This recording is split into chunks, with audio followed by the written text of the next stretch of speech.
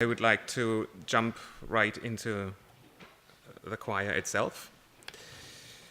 Most of the alterations that I want to talk about did take place here. Comme ça? C'est mieux? Oui. They did take place on the inside.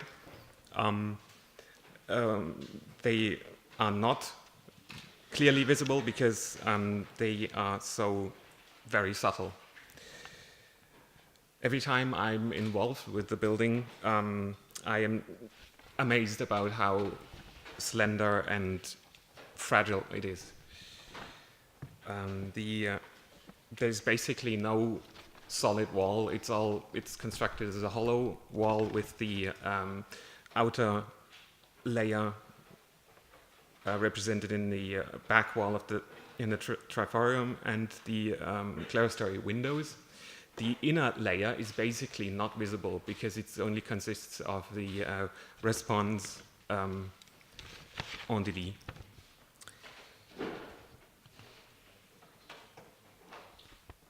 And the passageways that Heike mentioned are in between the two layers. Actually, I'm convinced that the slenderness is one of the main motives of the designer. The choir is, or the cathedral is not the highest one. It's not the widest one, but I believe that the choir wants to be the most slender of its time. And that didn't quite work out. I want to show to you. Actually, interestingly, very important findings are in the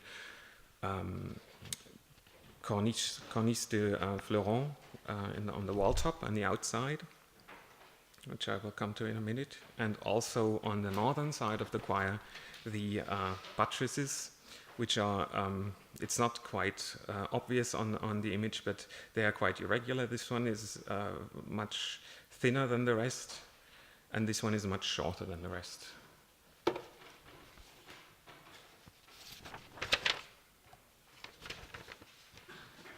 Okay, so this is the first building phase that we can determine so far with a very unusual type of construction that we usually don't expect, and that the vaults of the ambulatory have been put into place before the triforium was constructed. We can see that in the irregularly shaped lower courses of the triforium. And the layout has only been done when the floor slabs have been put into, of the passageways have been put into place.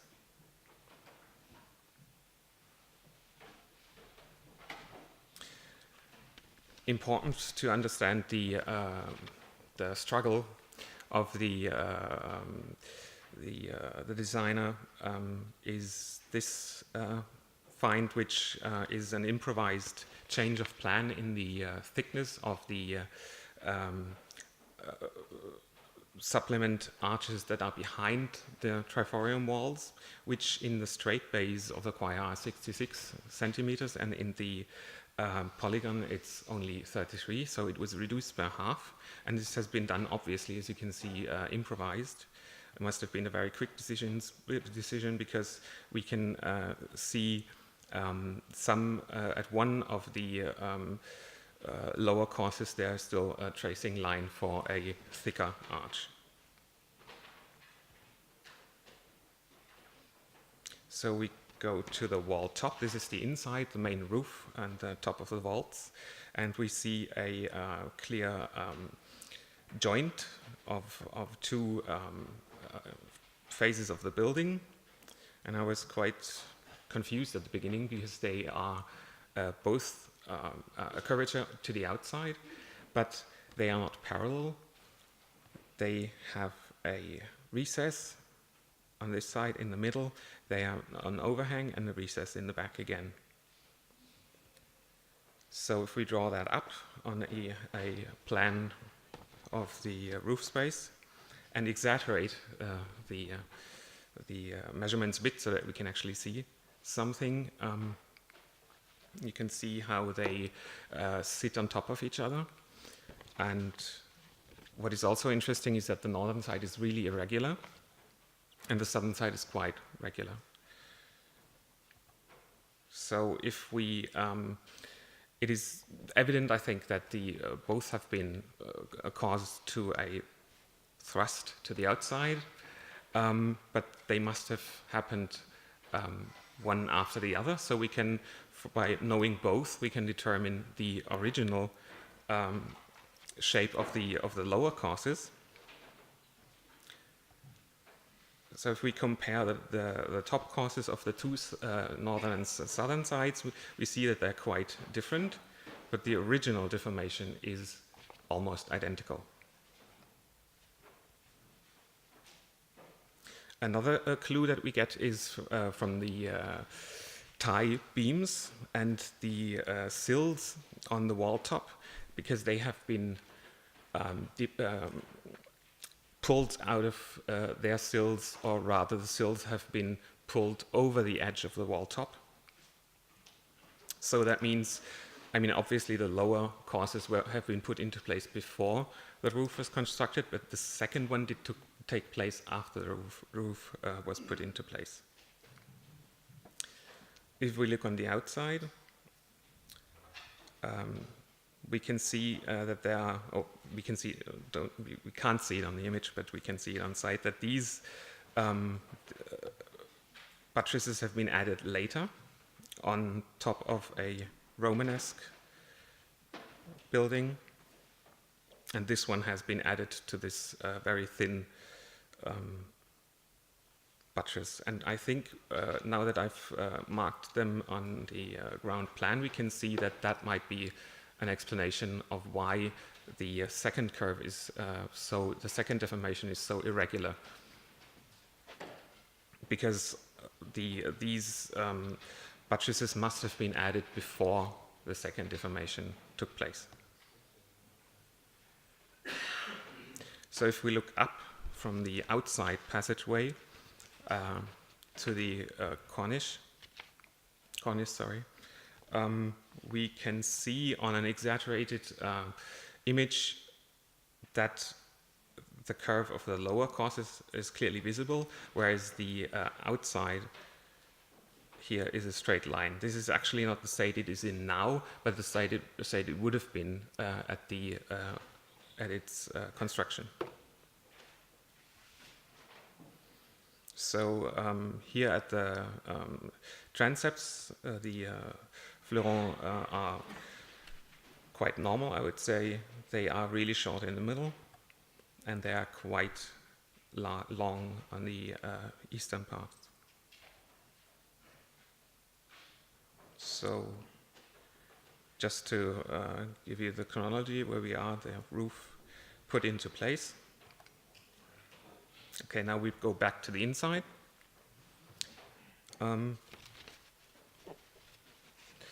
There we see we didn't make any plans of the choir because it wasn't part of the original project, but the Thomas King plan is, although not accurate in details, but sufficient for this. What always struck me, I think I'm not the only one, is the very irregular piers in the main arcade. We have round columns in the apse. We have compound piers in between apse and chancel and towards the transept. We have a pier cantonné. We have a thicker round pier, and we have another compound pier here.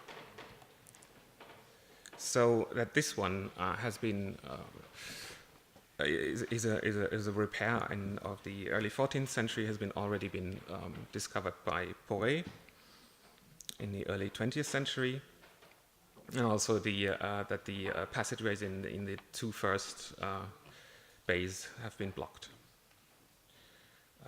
he thought that above the arcade there was a change of plans which explains the layout of 6 partite vaults in the arcade, but then the rest of the layout which seems to have been built for quadripartite vaults.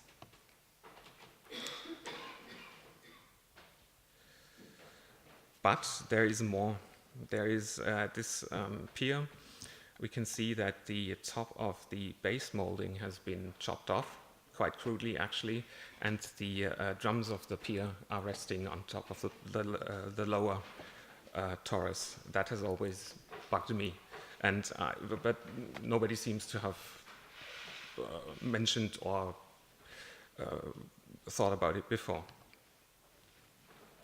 The lower torus is actually the same diameter as the columns in the apse, which is 80 centimeters, which is also the core of the pier contourné, and our pier has 95 centimeters, which is 40% thicker. It goes on, and the capitals. For one thing, there is the difference in architectural carving, and also the top is quite different in these parts. Then further on, the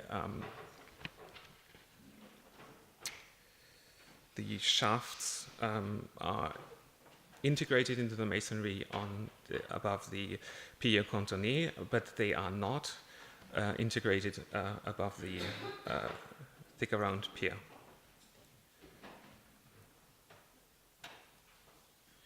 So the arches of the triforium are usually quite regularly, but they aren't here. They are much smaller than they should be, and only on one side, lopsided. There's also quite a significant difference in the capitals again, and also the bases are different from the rest.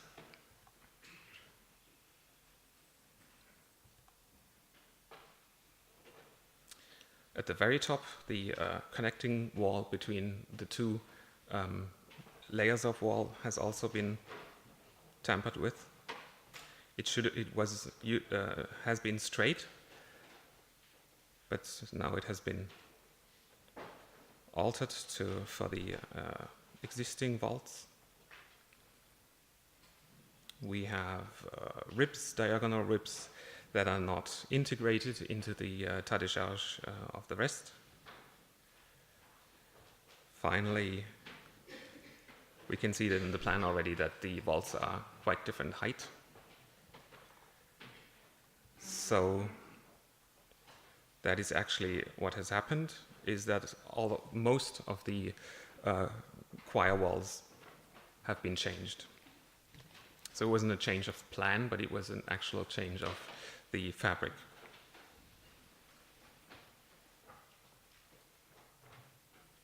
So we know already that this one has been made thicker than it was supposed to be, and in the triforium we have quite slender monolithic columns. We have the same above the pier contourné, only that it is doubled. And we have very different technique in the rest here, which is basically a compound pier. But that's how it did look like originally. So it is quite clear now that those were also much more the same layout as in the apse, and all of a sudden the piers are quite regular, as one would expect for 6 partite vaults. I do think that this one piece of the capital of the pier contourné must have been damaged, and this could explain why the alterations did take place.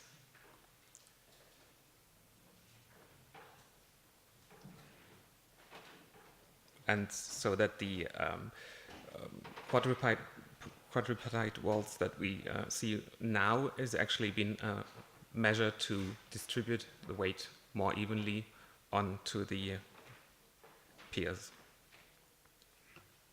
This is how it looks today, and this is an impression of how it looked like, I believe. There is more. There are quite slender pieces of masonry behind the columns in the apse, which are not visible from the bottom, which have been added later.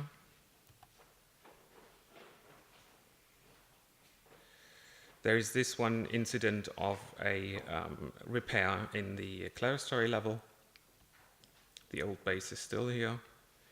The rest has been altered, but the passageway has been preserved, a bit more narrow.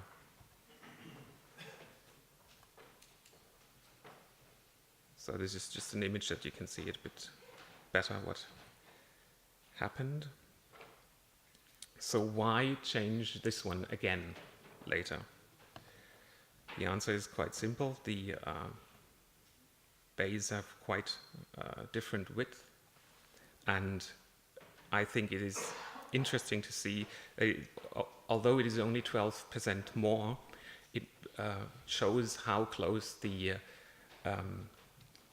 this layout is to its maximum capacity, because obviously it wasn't enough. It must have been damaged again, and they had to change it again, and this time they made sure it's enough because they almost doubled the diameter. So now we know what happened with the first deformation, the 6-partite vaults, before the roof was put on top. The cornice was custom fit to deal with the deformation. The roof was put on top. Then the first measures to stabilize the choir. There must have been first damages early on, so they tried to put in as little as possible,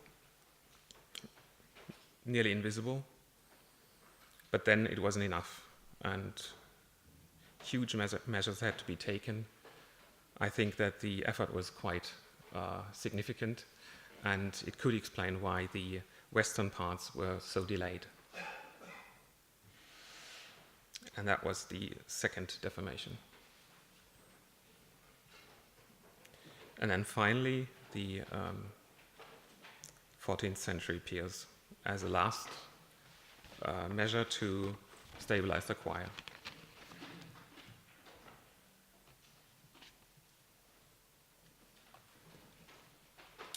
I think I was quite impressed by the finds in the wall top, because it is obvious that the master mason must have predicted that the walls would have been pushed out with such a slender construction. The reparations are so subtle and almost invisible that I think they have been done by the same person or the very close associate. We saw that the most of the reparations actually they put in thicker columns, which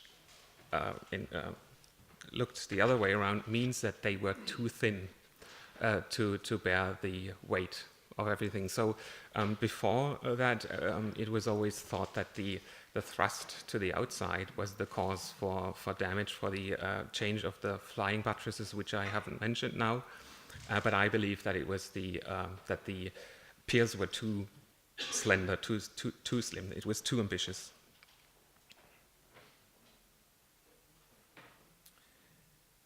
And I am also impressed about the perseverance of the people involved to